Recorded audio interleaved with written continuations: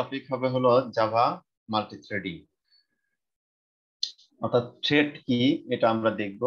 থ্রেডের মডেল আছে, একটা মডেলটা আমরা দেখবো থ্রেড কিভাবে এক্সিকিউট হয় এবং মাল্টিথ্রেডিংটা কিভাবে জাভায় কাজ করে।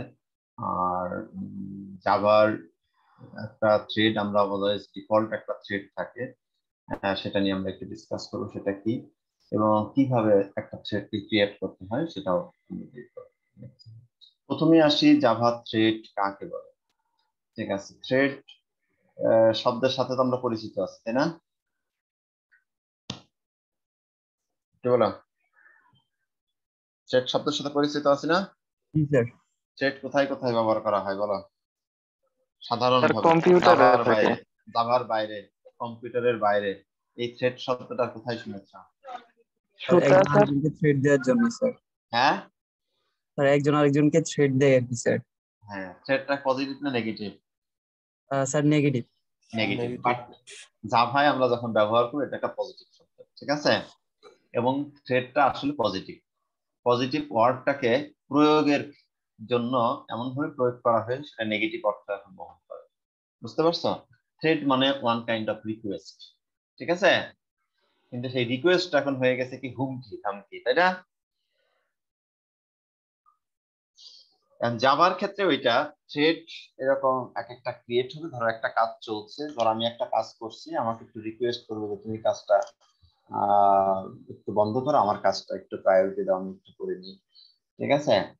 এই রকমের তুমি যখন আমার তার একই সাথে দুইটা থ্রেড যখন দুইটা মূলত এক্সিকিউশন যখন আসছে তখন একজন আরেকজনের সাথে কি করতে হয়, কোঅপারেট করতে হয়।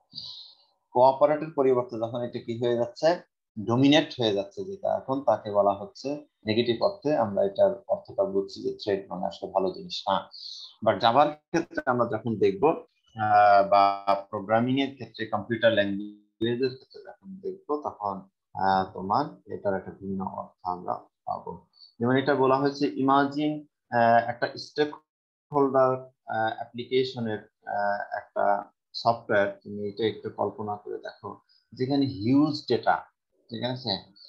তোমার আহ, সব স্টক অপশনের প্রাইস গুলো তুমি ডাউনলোড করতে চাচ্ছ, যেখান থেকে তুমি ওই প্রাইস গুলো তারপরে তুমি কি করবা, ডাউনলোড করার পরে সেটাকে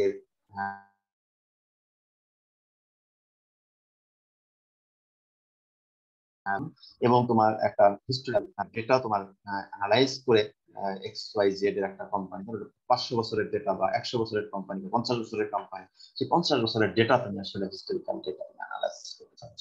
এই তিনটা কাজ তুমি একসাথে করতে চাও, তাহলে তোমার আগেই বলছি একটা স্টক অপশনের লাস্ট স্টক অপশনের যে প্রাইস, সেখানেও হিউজ ডেটা আছে। এটা ডাউনলোড হইতে তোমার ধরো 20 মিনিট সময় লাগে বা ধরো 3 ঘন্টা সময় লাগে। এইটা ডাউনলোড না হওয়া পর্যন্ত তুমি কিন্তু পরের কাজটা করতে পারছো না। তার মানে একটা এক্সিকিউশন যখন রান হচ্ছে সেটা কমপ্লিট না হয়ে পরের এক্সিকিউশন যেতে পারছে না, যে কারণে এই এক্সিকিউশনটা করার জন্য যিনি এই সফটওয়্যারটা পরিচালনা করছে তাকে কিন্তু 3 ঘন্টা ওয়েট করতে হবে, বসে থাকতে হবে সফটওয়্যারের সাথে।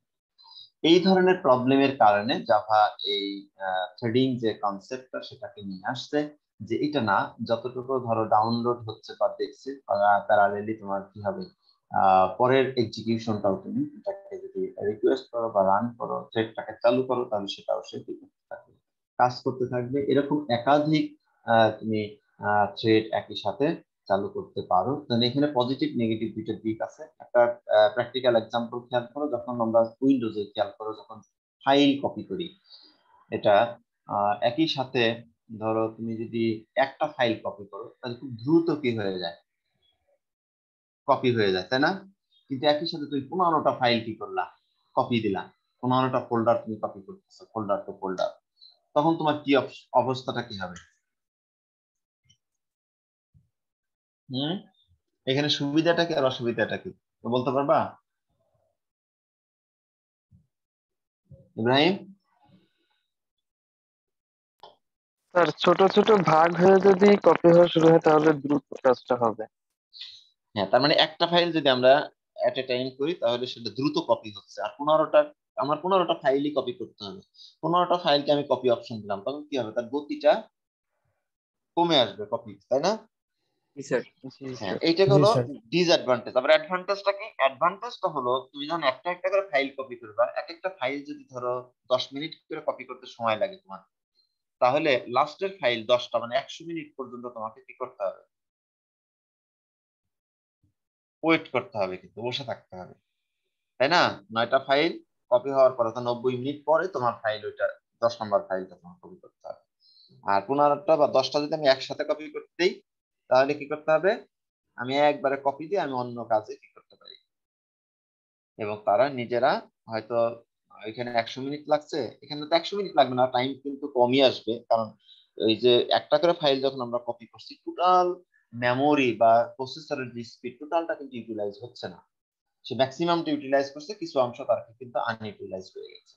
এই জন্য টোটাল প্রসেসরের যে ক্যাপাসিটি, সেটাকেও যদি আমি ইউটিলাইজ করতে চাই, তখন মাল্টি থ্রেডিং আসলে বিকল্প নেই। বাট এটা যদি স্পিডের ওভার যদি হয়ে যায়, তখন তাকে কি করতে হয়? কম্প্রোমাইজ করতে হয়, যে তখন শিডিউলিং করে নিতে হয়, যে তুমি 5টা একটু কপি করো, খুব অল্প সময়ের থেকে ব্যবধান থেকে, যেটা আমরা চোখে পড়ে না, তুমি 5টা করো, তারপর ওই 5টা একটু পজ হবে, তারপর আর 5টা হবে, এরকম প্যারালালি হয়তো 5টা চলবে, আবার ওগুলো শিডিউলিং করে করে অপারেটিং সিস্টেমে তোমরা হয়তো পড়েছো বা পড়বা, শিডিউলিং আছে, সেই শিডিউলিং এর কনসেপ্ট এখানে কাজে লাগিয়ে তখন তারা প্যারালালি এরকম একসাথে 15-20টা তোমার সেট কিন্তু একসাথে রান করে। এটাই হলো তোমার পজিটিভ নেগেটিভ থ্রেডের। তারপর আমরা যেটা দেখলাম, যখন হিউজ অপারেশন থাকে, হিউজ যখন এক্সিকিউশন থাকে, তখন এরকম মাল্টি থ্রেডিং আসলে বিকল্প থাকে না, কারণ কারেন্টলি আমাদের এরকম অনেকগুলো কাজ তখন করতে হয়। এখন একটা থ্রেডের যদি মডেল আমরা কল্পনা করি, কি কি থাকবে সেই থ্রেড, এরকম থ্রেড নতুন নতুন একটা থ্রেড যদি আমরা ক্রিয়েট করতে চাই, তাহলে সেই মডেলের মধ্যে যে ফেজ গুলো আমাদের ফলো করতে হবে, প্রথমে নিউ একটা মেথড আছে, নিউ মেথডের সাহায্যে আমাদের একটা থ্রেডকে নিউ স্টেটে তাকে আমরা নিয়ে আসি। তারপর রানেবল কমান্ডের মধ্যে দিয়ে একটা মেথড আছে, রান মেথড, তার মধ্যে দিয়ে সেই নিউ যে থ্রেডটা ক্রিয়েট করা হলো সেটাকে রান স্টেট আনা। এবং কোনো কোনো সময় দেখা গেল আমরা একটা থ্রেড চালাচ্ছি, কিন্তু থ্রেডটা এত, ধরো একটা ফাইল কপি দিলাম, কথার কথা 20 জিবি একটা ফাইল হোল্ডার, সেটা কপি দিচ্ছি, কপি দিয়ে মনে করলাম যে এটা তো টোটাল কম্পিউটারের গতি করে ফেলছে, তোমার স্লো করে ফেলছে, কিন্তু আমার তার সাথে ইমার্জেন্সি বেসিসে আর একটা এক্সিকিউট করা দরকার। তখন আমি কিছু সময়ের জন্য সেই কপিটাকে কি করলাম? পজ করে দিলাম। পজ করা একটা জিনিস, তার মানে আমরা সেটাকে আপাতত যদি সেটাকে আমরা সাসপেন্ড করে দিই, বা যদি আমরা টেম্পোরারি সাসপেন্ড করে দিই, ঠিক আছে, এই ধরনের কাজ করার জন্য আমরা সাসপেন্ড অপারেশন আমরা থ্রেডের ক্ষেত্রে চালিয়ে থাকি। তখন কিছু সময় অফ হলো, আমার প্রয়োজনীয় যে কাজটা সেটা কমপ্লিট হয়ে গেলে আবার ওইটাকে সেটা আমি রিজিউম, তার মানে আমাকে আবার রিজিউম স্টেটে নিয়ে আসতে হবে। কিছু আছে আমার হয়তো ব্লক করে দিয়েছে, কিছু থ্রেড আছে, থ্রেডটা আসলে আমার প্রয়োজনই নাই, অটোমেটিক্যালি সেটা আসলে রান হচ্ছে, বারবার আমার রিসোর্সটাকে কি করছে, নষ্ট করছে, খেয়ে ফেলছে, তখন আমি কি করবো? এটাকে ব্লক করে দিতে পারবো। কোনো কোনো থ্রেডটাকে আমি সাসপেন্ড করবো না, একদম টোটালি টার্মিনেট করে দেবো। তো ধরো একটা কপি আমি দিচ্ছি উইন্ডোজ এর ক্ষেত্রে, ধরো ওটা মাঝপথে ধরো আমার দরকার নাই মনে হলো, বা ভুল ফাইল কপি দিচ্ছি, তখন আমি কি করবো? তাকে ক্যান্সেল করে দিই, যাতে যেটুকু হয়েছে ওটুকু থেকে বাতিল হয়ে যায়, আর যাতে মেমোরি বা প্রসেসরের এই স্পিডটাকে তার জন্য ইউটিলাইজ না করতে হয়। এই জন্য এটাকে যদি আমরা একটা ডায়াগ্রামের মধ্যে দিয়ে দেখি, তাহলে একটা থ্রেডের যে কন্ডিশন গুলো থাকে, যে কটা স্টেট তাকে পাওয়া যায়, new state, runnable state, running state এবং টার্মিনেটেড, এইভাবে তারা আসলে কাজ করে। কিন্তু কখনো যদি আমরা রানিং স্টেটের কোনো থ্রেডকে যদি আমরা স্লিপ মোডে নিয়ে যাই, অথবা সাসপেন্ড করি, অথবা টার্মিনেট করি, ঠিক আছে, বিভিন্ন ভাবে হতে পারে, তাহলে সেটার কি অবস্থাটা হবে? তার মানে আমরা যখন রানিং স্টেট আছে, সেই রানিং স্টেটের মধ্যে থেকে আমরা স্লিপ একটা মেথড আছে, সেটার সাহায্যে নিতে পারি, ব্লক একটা আছে, তারপর ওয়েট আছে, লক আছে, ঠিক আছে, সাসপেন্ড আছে। এই ধরনের মেথডের মধ্যে দিয়ে আমরা একটা রানিং স্টেটের থ্রেডকে আপাতত সেটাকে কি করতে পারি? রিজিউম বা ব্লক যেটাই করি সেটা করতে পারি। কিন্তু কোনটা কোনটাকে আমরা আবার রানেবল স্টেটে ফেরত নিয়ে আসতে পারবো, সেটা হচ্ছে যদি কোনটা ওয়েট মেথডে দিয়ে রাখি, সেটাকে আমরা নিয়ে আসতে পারবো, সাসপেন্ড করলে নিয়ে আসতে পারবো, স্লিপে থাকলে নিয়ে আসতে পারবো। কিন্তু ব্লক বা টার্মিনেট এরকম যদি করি, তাহলে আমরা আর পারবো না। এই জন্য তখন আমাদের রিজিউম, ঠিক আছে, একটা মেথড আছে, সেই মেথডের সাহায্যে তারপরে স্লিপ ডান আছে তোমার, যেগুলো স্লিপ মেথড আছে সেটাকে আমি আবার ফিরিয়ে নিয়ে আসতে পারি। তারপরে তোমার যেগুলো লক অ্যাভেলেবল আছে সেগুলোকে আমি কি করতে পারি। আবার কিছু কিছু মেথডের ধরো এগুলোর বাইরেও এখন অনেকগুলো থ্রেড আছে, যে থ্রেড গুলো আসলে এখন কোন স্টেট আছে, আমি হয়তো 10টা থ্রেড একসাথে কি করছি রান করেছি, এখন কোন থ্রেডটা কোন স্টেজে আছে কোন অবস্থায় আছে সেটাকে আমাদের মাঝে মাঝে কি করতে হয়, চেক করতে হয়। তখন আমরা ইজ অ্যালাইভ নামে আরেকটা মেথড আমরা কি করবো, ব্যবহার করবো। আর সেটার মধ্যে দিয়ে আসলে আমরা তখন সেই মেথডটাকে কোন স্টেটে আছে সেটাও দেখা দেবে, দেখতে পারবো। এই জন্য এখানে দেখো একটা লিস্ট অফ মেথড এখানে প্রোভাইড করা হয়েছে, এটা তোমরা বইতে একটু দেখবা। আরো মেথড আছে, এটা কিন্তু কমন কিছু মেথড আমরা কি করছি এখানে ব্যবহার করছি, মানে নিয়ে আসছে এক্সাম্পল হিসাবে। এবং প্রত্যেকটা মেথডের কিছু স্পেসিফিক মিনিং আছে, কিছু কাজ আছে। তার মানে আমাদের যদি এটা জানা থাকে তাহলে আমরা কিন্তু মাল্টি থ্রেডিং এ এই মেথড গুলোর সাহায্যে আমরা এই ধরনের বেনিফিট বা এই ধরনের সার্ভিস গুলো আমরা পেতে পারি। যেমন গেট নেম, একটা মেথড আমি হয়তো ক্রিয়েট করছি, তার নামটাকে আমি ভুলে গেছি, আমার মনে নেই, তাহলে তার নামটাকে আমি যদি জানতে চাই বা দেখতে চাই তখন আমি গেট নেম মেথডটা ইউজ করলে আমি গেট প্রায়োরিটি, তার মানে 10টা মেথড আছে, আমি কিছু প্রায়োরিটি সেট করে দিচ্ছি। যেটা বললাম যে 5টা হয়তো একই টাইমে চলতে পারবে, আর 5টাকে শিডিউলিং করে তোমার চালাতে হবে, কোন 5টা আগে চলবে কোন 5টা পরে চলবে এটা প্রায়োরিটি সেট করে দিতে হবে। তবে তুমি যদি প্রায়োরিটি সেট না করো, ডিফল্ট প্রায়োরিটি সম্ভবত 5 থাকে প্রতিটা থ্রেডের, এই জন্য সে সেট করে নেয়।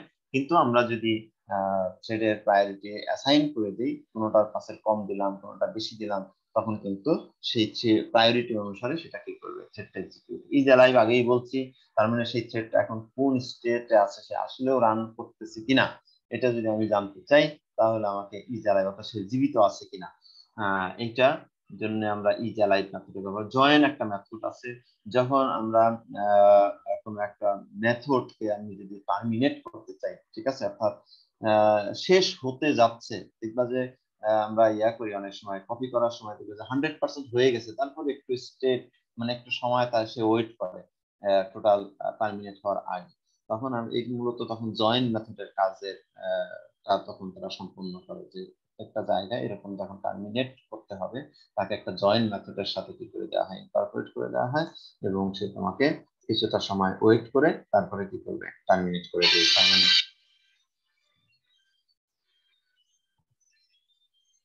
রাউন্ড একটা ফোন বলবে রানেরটা তো আগেই বলে আসছি, রান স্টেট। তারপরে স্লিপে যদি যেতে হয় তো রান থেকে তোমাকে কিছু সময়ের জন্য তুমি যদি সাসপেন্ড করতে চাও তখন স্লিপ দিতে হবে। আবার যদি আমরা স্টার্ট মেথডটা হচ্ছে হলো তোমার যে থ্রেড আমরা যখন কল করি এই কলের সময় যে রান করার জন্য তখন তোমাকে স্টার্ট মেথডটাকে কি করতে হয়, তারপর রান হচ্ছে না বাট রান স্টেটে আসার জন্য কল, অর্থাৎ যেমন ধরো দৌড় প্রতিযোগিতা দিবা, প্রাথমিক যে সিলেকশন, এই প্রাথমিক সিলেকশনের যারা যাদের নাম আসে এটা হলো মূলত স্টার্ট স্টেট। তারা বাঁশির যখন হুইসেলটা দেয় তার আগে প্রথমে লাইনে দাঁড়ায়, একটা হুইসেল দেওয়া হলে তারপরে সে দৌড় শুরু করে, ওইটা হলো রান মেথডের কাজ। হুইসেল দেওয়াটা হলো রান মেথডের কাজ। আর প্রাথমিকভাবে যে মেথড গুলো আসলে দৌড় দেবে সিলেক্ট করে প্রস্তুত করে রাখা সেটা হলো স্টার্ট মেথডের কাজ। এরকম অনেকগুলো মেথড আছে, আরো তোমরা বইতে একটু দেখবে সেই মেথড গুলোর কি কাজ সেটা। আর বেসিক যেটুকু বললাম এইটুকুই মূলত তোমাদের পরীক্ষার জন্য ইম্পর্টেন্ট। এবং তোমরা এই যে ছোট ছোট যে মেথড গুলো আছে এবং থ্রেডের যে লাইফ সাইকেলটা যেটা দেখলাম, তার মানে তোমার এখানে কিছু মেথডের আমরা স্যাম্পল দিয়েছি, এরকম আরো অনেকগুলো মেথড তোমাদের বইতে আছে। এই মেথড গুলোর কাজ দিয়ে ছোট ছোট এক একটা মেথড হয়তো তোমাকে বলে দেওয়া হলো, সেই তার মানে তুমি যদি মেথডটা সম্পর্কে তুমি যদি জানো এবং এই মেথডটা কিভাবে প্রোগ্রামে ব্যবহার করা হয়, একটা থ্রেডের সাথে কিভাবে এটা কাজে লাগানো হয়, ছোট 2-3 লাইনের হাতে একটা কোডিং, এটা তোমাকে কি করতে হবে, প্র্যাকটিস করতে হবে। তাহলে অল্প কোশ্চেন থাকবে, থ্রেড থেকে খুব বেশি কোশ্চেনও থাকবে না, তারপরে এগুলো তোমরা যদি কি করে একটু ভালো করে দেখো তাহলে আশা করি তোমরা ভালো পাবে। আগে আমরা এটা ডিসকাস করে আসছি কেন থ্রেড এত ইম্পর্টেন্ট, সেটা আমরা কিন্তু আগে আলোচনা করেছি। দেন তোমার কিভাবে এখন একটা থ্রেড ক্রিয়েট করতে পারি সেটা আমরা দেখব। তার মানে যখন এটা একটা মূলত রানেবল একটা ইন্টারফেস তোমার জাভা যেটা থাকে সেই রানেবল ইন্টারফেস থেকে ইমপ্লিমেন্টিং এর মাধ্যমে আমরা কিন্তু এরকম সেট করতে পারি। অথবা আরেকটা আছে, যদি থ্রেড থেকে থ্রেড যদি আমরা ক্রিয়েট করি তাহলে দুটি ইন্টারফেস তখন আমরা কিন্তু কি করবো এক্সটেন্ডিং এর মধ্যে দিয়ে এটা আমরা করতে পারি। তার মানে দুইটা ইন্টারফেস থেকে যদি ক্লাসে আসি থ্রেডে আসি তাহলে সেটা তোমার আসবে ইমপ্লিমেন্ট, আবার যদি ইন্টারফেস থেকে ইন্টারফেসে আসি এটা আমরা শিখে আসি তখন হবে এক্সটেন্ড। এইভাবে আমরা বেসিক যে প্রত্যেকটা মেথড কিভাবে রানেবল ইন্টারফেস যেটা আমরা বলছি সেটার বেসিক স্ট্রাকচার হলো পাবলিক ভয়েড। এই যে রান মেথডটা, এই রানটা কিন্তু তোমার বিল্ট ইন একটা মেথড, এটা আমাদের যখন কাজে লাগবে তখন আমরা এটা দেখব কিভাবে সেটা কাজ করছে। এখানে দেখো ইমপ্লিমেন্ট রানেবল যে ইন্টারফেসটা আছে সেই রানেবল ইন্টারফেস থেকে আমরা ইমপ্লিমেন্ট করে এই যে দেখো মাই ক্লাস নামে একটা ক্লাস আমরা ক্রিয়েট করেছি। এটা কিন্তু আমাদের ইউজার ডিফাইন্ড, বাট ইমপ্লিমেন্ট করছে সেটা কোন জায়গা থেকে, একটা বিল্ট ইন রানেবল একটা ইন্টারফেস থেকে। এটা কিন্তু জাভার বিল্ট ইন প্যাকেজ এবং যার মধ্যে কি আছে এই মেথডটা আছে, এই মেথডটাকে আমরা কি করছি আসলে কাজে লাগাচ্ছি।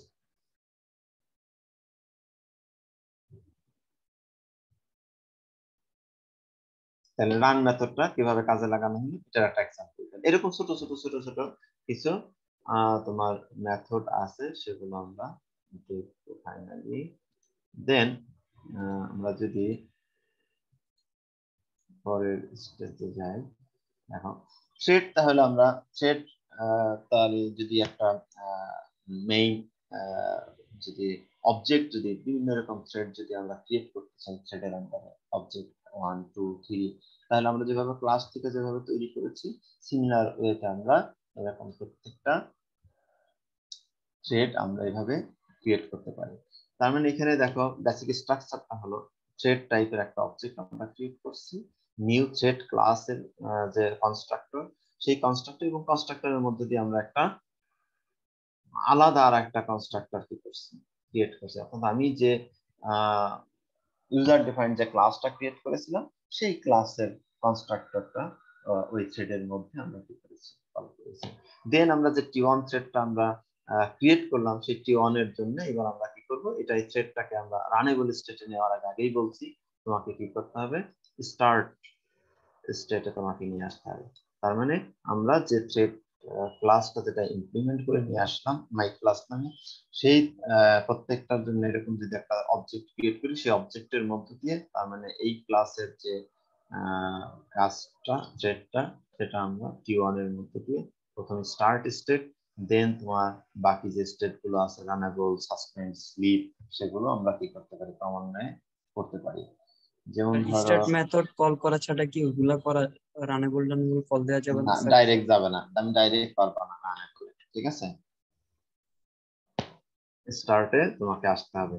দেন তোমার এটা রানিং স্টেটে তোমার চলে আসলো, দেন তুমি এখন কি করতে পারবা, রান মেথডের মধ্যে দিয়ে সেটাকে তুমি কি করতে পারবা, এক্সিকিউট করতে পারবা। এটা হলো বেসিক যেটা আমরা বলছিলাম। সিমিলার ওয়েতে যে মাই ক্লাস নামে যেটা আমরা করছিলাম যেটা সরাসরি সেই ক্লাসের মধ্যে দিয়েও আমরা কি করতে পারি, ওটা কিন্তু আমাদের ইউজার ডিফাইন্ড থ্রেড তখন। তার মানে ইউজার ডিফাইন্ড এরকম বিভিন্ন থ্রেডও আমরা ক্রিয়েট করতে পারি। সরাসরি যে মাই ক্লাসটা ক্রিয়েট করলাম তার আন্ডারেও আমরা এরকম অবজেক্ট ক্রিয়েট করে সেই অবজেক্টটাকে থ্রেডটাকে আমরা এরকম স্টার্ট স্টেট তারপর আবার তোমার রান স্টেট এভাবে তুমি কি করতে পারো, ব্যবহার করতে পারো। এখানে একটা কোডিং দেওয়া হয়েছে মাল্টি থ্রেড, অর্থাৎ অনেকগুলো থ্রেড একসাথে তোমার এখানে কাজ করে কিভাবে সেটার একটা এক্সাম্পল দেওয়া হয়েছে। যেমন স্লিপ মেথডের এখানে কি করা হয়েছে, থ্রেডের কিভাবে কাজ করে সেটার একটা এক্সাম্পল দেওয়া হয়েছে।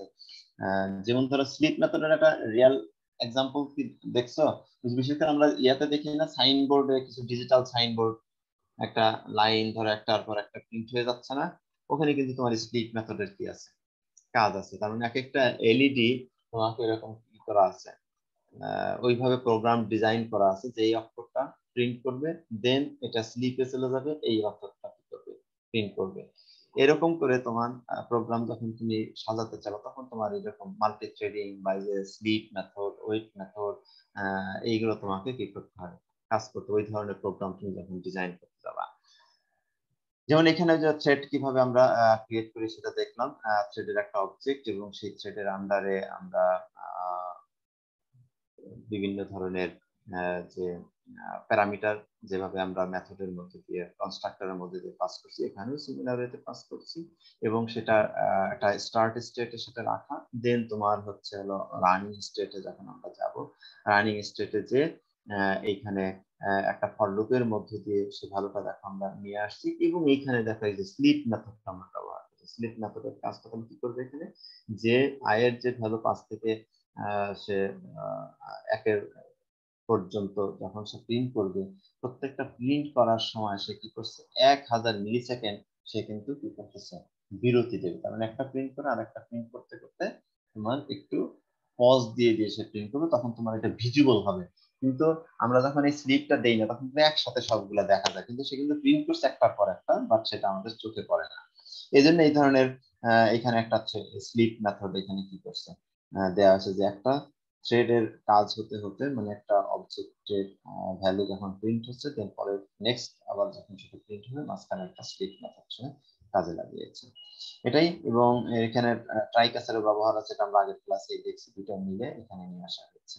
এবং এখানে আমরা যেটা আসলে দেখতে চাচ্ছি, এরকম যদি আমাদের অনেকগুলো থ্রেড যদি একসাথে ক্রিয়েট করি, যেমন ধরো মাই থ্রেড, নিউ মাই থ্রেড, তারপর হচ্ছে তোমার মাই থ্রেডের আর একটা আছে নিউ থ্রেড, এরকম 1 2 3 তিনটা যদি এরকম ক্রিয়েট করি এবং সেটার আউটপুটটা তাহলে কি আসবে, তার মানে এরকম তোমার প্রথমে 5 প্রিন্ট হলো, তারপরে একটা ডিক্রিজ হয়ে গেল, আবার 1 2 3 আবার 4, তারপর আবার 3, আবার 2, আবার 1। বাট এই যে যেটা বলছি, এটা যখন প্রিন্টিংটা আসবে, রিয়েল যখন আউটপুটটা দেখবে, তখন কিন্তু একসাথে আউটপুটটা আসবে না, একটু পজ দিয়ে দিই। প্রথমে এই পাঁচটা যখন প্রিন্ট হবে একটু পজ দিয়ে আবার এটা প্রিন্ট হবে। তার মানে এই প্রত্যেকটা যে থ্রেড এক্সিকিউট হচ্ছে সেই থ্রেডের আমরা এই ইয়েটা কি করতে পারবো, সিকোয়েন্সটা ভালো করে এখানে দেখা যায়। এই জন্য মাল্টি থ্রেডিং এর বিভিন্ন ধরনের অ্যাপ্লিকেশন আছে, সেটা যদি আমরা দেখি বইয়ের যেটা বললাম, পরীক্ষার জন্য তোমাদের যেটা প্রস্তুতি, সেটাই ছোট ছোট এই মেথড গুলো, রান মেথডের কাজ কি, স্টার্ট মেথডের কাজ কি, ওয়েট মেথডের কাজ কি, রিজিউম করতে চাইলে কি করবা, জয়েন মেথডের কাজ কি, ইজ অ্যালাইভ মেথডের কাজ কি, এগুলো বই থেকে তোমরা আর একটু ভালো করে দেখবা, প্র্যাকটিস করবা। এখান থেকে ধরো সর্বোচ্চ 4-5 মার্কের একটা কোশ্চেন তোমাদের ফাইনাল এক্সামে থাকবে, ওইভাবে প্রিপারেশন নেবা। ঠিক আছে? আর এখানে একটা লিংক আছে, এখানে গেলেও তুমি অনেক এক্সাম্পল পাবা থ্রেড রিলেটেড। এই ছিল আজকের আমার কন্টেন্ট প্রকল্প। তোমাদের ফাইনালের সিলেবাস কিন্তু শেষ, এর মধ্যে থেকেই তোমাদের ফাইনালের প্রিপারেশন নিতে হবে এবং পরীক্ষার পরে এসে আমি হয়তো দুটা নিব, রিভিউ ক্লাস নেব তোমাদের, সেটা তোমরা করবা, পার্টিসিপেট করবে।